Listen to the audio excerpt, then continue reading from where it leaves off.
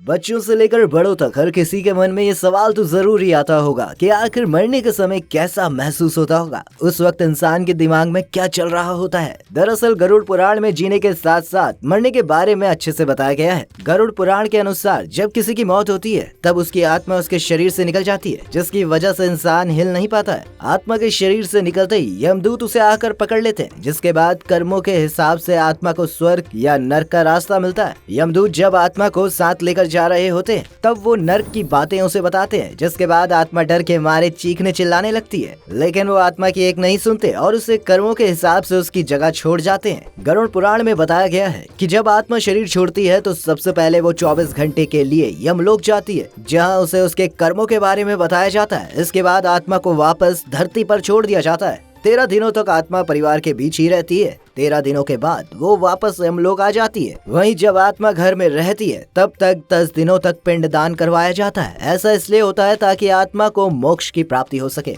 अगर ऐसा नहीं किया जाता तो वो आत्मा प्रेत बन जाती है और जंगलों और सुनसान जगहों पर भटकने लगती है। लेकिन क्या आपको पता है कि मौत के बाद 13 दिनों तक गरुड़ पुराण का पाठ क्यों किया जाता है? दरअसल माना जाता है कि मौत के बाद आत्मा 13 दिनों तक घर में ही भटकती रहती है, इसलिए घर में हर दिन गरुड़ पुराण का पाठ करने से आत्मा को शांति मिलती है। हालांकि ये पाठ आत्मा को सुनाने के लिए किया जाता है। इस पाठ के जरिए ही आत्मा को स्वर्ग, नर्क, गति, दुर्गति जैसी कई चीजों के बारे में पता लगता है। इसे सुनकर ही उसे पता चल जाता है कि उसके आगे की यात्रा कैसी होने वाली है। वैसे आपको क्या लगता है, किसी भी इंसान की मौत क्या अचानक हो जाती है? नहीं, मौत से पहले ही उसका संकेत शरीर पर मिलने लगता है। उस इंसान के साथ कुछ ऐसा होने लगता है जिससे पता चल जाता है कि उसकी मौत नजदीक है। कई शोध में पाया गया है कि मरने की प्रक्रिया मौत से 2 हफ्ते पहले से ही शुरू हो जाती है। एक खोज की माने तो मरने से 2 हफ्ते पहले ही शरीर कमजोर होने लगता है। उन्हें सोने और चलने में भी परेशानी होने लगती है। इसके साथ ही खाने पीने में भी शरीर को दिक्कत होने लगती है। हालांकि कई लोगों के साथ ये प्रॉब्लम एक दिन में भी देखने को मिलने लगती है। लेकिन मौत के समय कैसा लगता होगा, इसे समझना आज तक मुश्किल है।